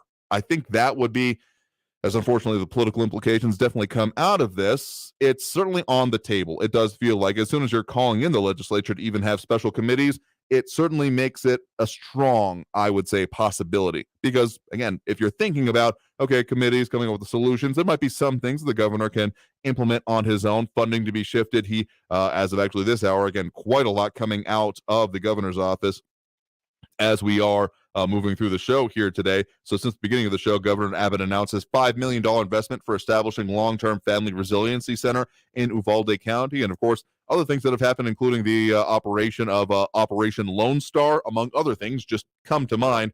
So there's definitely some things that can be done with it. But I think really when it comes to a long-term funding, projects, programs like that, it's going to take legislative action. And I would frankly be surprised if Abbott waits until January in order to, say, go for it. Green light already feels pretty well established. It might be one of those, like if you're looking at like a racetrack countdown, one of the first green lights and not the final green light, if you know the kind of trees there. And Joey Carlson mentioning breaking news that I won't mention. I mean, it's not totally responsive to what our situation is, but yeah, we are tracking some updates coming out of Tulsa that there is a shooting near a hospital out there. So, we usually keep it out of what our usual focus is here, but yeah, you're telling me that I won't mention it, so it won't fit a narrative. I mean, you do you, my dude. And yeah, details are still coming out there, and that the shooter does appear to be dead. So we're still waiting on more details from our news partners, and usually going to wait for our national news partners to do a better job on that. But yeah, if you're definitely wanting to call it a conspiracy on that point, good luck. Have fun with that. Otherwise, I think we'll go ahead and take that last break of the hour here right now. Got some more points, more calls, and more things we're going to take after this break. So stay tuned for more Talk El Paso here on News Radio 690 KTSM. Closing out the show, tell you what we got coming up here. And of course, a whole lot more discussion about the things affecting us here in the borderland, as is our usual focus Monday through Friday. So back after this with more Talk El Paso here on News Radio 690 KTSM.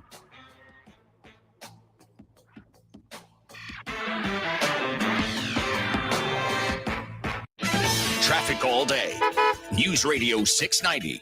We're dealing with a crash that's just been cleared on the 10 westbound at Geronimo, but it's done damage to the westbound 10. It's slow from Hawkins over to Reynolds. Also 10 eastbound slow between Cotton Street and Geronimo. We've got a medical emergency on Gateway North of Ellenthorpe, and another one on Montwood westbound east of George Dieter. I'm Wendy Swanson, El Paso Traffic. This report is sponsored by Blindster. Do you need new blinds or shades? Blindster offers custom-made blind shades and shutters shipped directly to you at prices less than big box retailers. Visit Blindster.com now to save 50% off during their Memorial Day sale. Sale ends soon, so shop today. Blindster.com.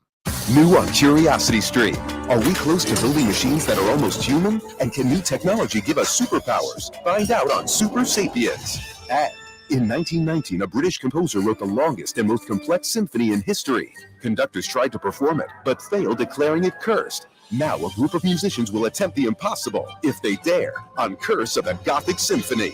Watch now on Curiosity Stream. Annual plans are $20, just $1.67 a month. Visit curiositystream.com. Maybe you've had to put off a health appointment or two during the COVID-19 pandemic. But if you're 45 or older, there's one test you shouldn't put off any longer: regular screening for colorectal cancer. Colorectal cancer is a leading cancer killer, but it can be prevented with regular screening starting at 45. There are more screening options than ever before, including at-home tests. It takes guts to put your health first. Ask your doctor about your options today. Visit cdc.gov/screen4life for more information. Dear Dad, this year we're making Father's Day extra special with the Untucked shirts that you love. Untucked has the styles that'll make your summer great, from wrinkle-free shirts to performance polos and more. They're designed to be worn untucked, so you can always feel sharp even at your most casual. Father's Day is June 19th. If you still need a gift, check out the new summer styles at untuckit.com or one of 80+ Untucked stores. Use code DAD for 20% off your first purchase. Untucked shirts, designed to be worn untucked. If you work remote, Staples has you covered. A mid-mod desk chair to rejuvenate my ho-hum workspace. Staples has you covered. A place to put my papers so I can be more productive. A storage cabinet that I can roll out of the way on weekends. Staples has you covered with remote workspace solutions. And now get 25% off storage and filing products, chair mats, decor, and lighting with the purchase of an office chair or desk. Explore solutions for your remote workspace at Staples, the working and learning store. N72, in-store only. M1EP.com. Superior multifamily property management services citywide. Freedom of speech lives here. To me, freedom of speech is being able to say anything you want. El Paso's News Radio 690 KTSM. News Radio 690 KTSM El Paso. Live from the KTSM AM 690 studios, it's Talk El Paso with Andrew J. Polk. To be a part of the show, call 915-544-KTSM or follow on Facebook at facebook.com/Talk El Paso. Now here's your host, Andrew J. Polk. Thank you all so very much for joining us here for Talk El Paso, airing live on News Radio 690 KTSM. I'm your host, Andrew J. Polk. Closing out the show here for the day. Don't forget, we are, of course, going to be back with you tomorrow with more live local talk radio about the things affecting us here in the borderland, as discussed by those that it directly affects here. And yes, as much as being discussed here, probably going to have, if I had to bet money, again, would be a weird thing to say, at this top of the hour news segment coming up will include more on the situation still developing in Tulsa, Oklahoma, after a shooting near a hospital, among other things. So we'll see if that comes out. More specifically, I mean, everyone, the news I'm seeing online as we're closing out the show here is mentioning that, so I fully expect it'll be here. But, of course, the conversations will continue on. Some of the things we're working on for you, of course, for future shows will be more talk about both regional issues. I mean, the supply chain. I know I feel like I've been teasing it forever. We've had our own logistical issues in getting a hold of and talking with and having time with the companies that are knee deep in these issues. So we got that conversation coming up for you. I promise I won't keep teasing you about it. But also we've got more conversations happening about potentially more local action. We've talked a little bit about what might be happening when it comes to charter amendments here in El Paso. Well, there's an interesting one that came to my attention that we'll delve into the details of and then, of course, discuss fully as we always do. Look it up, just teasing it for you, the El Paso Climate Charter. You might want to familiarize yourself with it because we'll be talking about that again for future shows for you here. Some of the last comments we got coming on the show here, James Radcliffe saying that, but we can recruit 18-year-olds and train them with all sorts of firearms. If you know how to safely use an arm, then it wouldn't matter the age. 9 and 10-year-olds knew how to use one safely in the 1800s. Why should that be any different today? I mean, let's just say there are a lot of differences, both in terms of society, how children are raised, the involvement of the family, among other things. And I am not saying this with any political goal, but I will just say this. The amount of people that seem to have just completely abdicated the responsibility for full rearing of children to, I can't think of any better phrase than the state. Well, they get sent off to school, they're fine. Oh, well, they get fed at school, they're fine. Oh, well, they get taken care of everything at school, learning, whatever, it's fine. We've talked previously, and I want to say that it's very, very relevant to me in the situation of shopping cart theory. For those that aren't familiar, if you've heard us before, I'll just briefly summarize that essentially the shopping cart, the returning of it to the actual cart corral is universally recognized as the correct action to take, while simultaneously there being no requirement for you to do so. It is completely voluntary, and you will have neither face reward or adulation nor punishment for your whatever action you decide to take into it.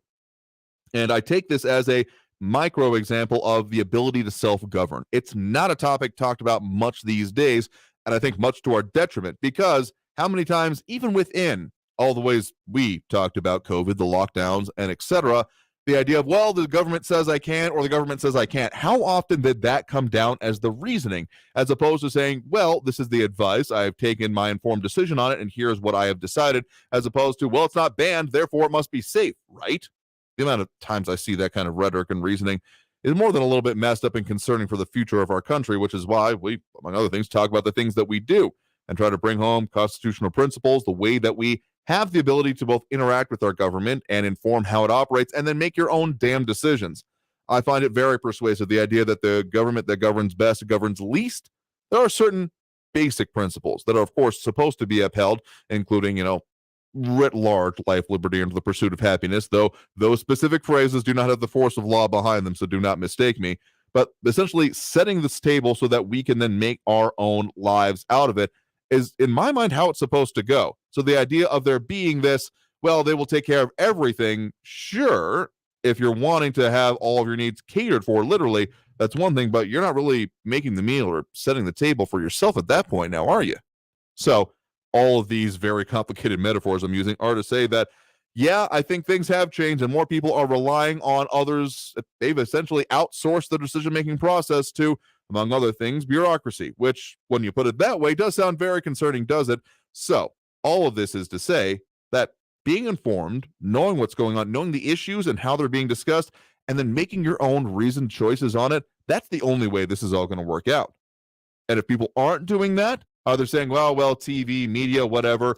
I mean, there are a lot of difficult issues out there, and people have for generations shied away from them. The talk, birds and the bees, facts of life, the fact that death exists. How many people have just said, well, I wish I didn't have to talk about this and someone else would take care of it? There have been agencies and individuals who have been more than willing to step in to do it, but unfortunately, that is not how this is going to work if we hope to continue to have an informed citizenry leading this country as opposed to any other option. I don't even care how you paint it. Any other option is not going to work out for me. So, Marcus Savantes letting us know shopping cart neglect is Flaco Jimenez's pet peeve. And yeah, it's a problem. And it's also a good gauge on how ready people are to truly rule themselves. If they're going to be willing to take on the action that they need to, regardless of either reward or punishment, or does there have to be the carrot and stick method, which is a very bad way to do it because we are not animals. We are human thinking beings, supposed to be anyway. We're going to have to leave it there for the day because we are out of time here for this program. I want to thank everyone who did tune in, chime in, call in, participate in the show. Y'all really do help make this will show what it is. Even RJ mentioned that our America is generous with a GoFundMe. So we'll talk more about that and all the issues coming up tomorrow, 4 to 6 p.m. right here on News Radio 690 KTSM. Stay safe out there. Look twice for motorcycles and on the road. And have a great evening, y'all. We'll see you tomorrow. Traffic all day. News Radio 690.